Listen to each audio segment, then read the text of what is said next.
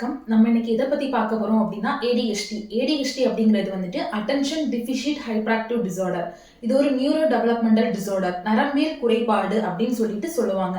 பொதுவா இது வந்து குழந்தை பருவத்துல தான் வந்து ஏற்படுது. அப்படி ஏற்பட்டு அடல்ட்ஹுட் வரைக்கும் வந்துட்டு வருது. பெரியவங்க ஆனதுக்கு அப்புறமும் கூட அது வந்துட்டு கண்டினியூ ஆகிக்கிட்டே தான் இருக்கு. ஸோ இந்த மாதிரி குழந்தைகளுக்கு வந்துட்டு ஃபோக்கஸிங் இல்லாம இருப்பாங்க, அட்டென்ஷன் இல்லாம இருப்பாங்க, ஹைப்பராக்டிவா இருப்பாங்க.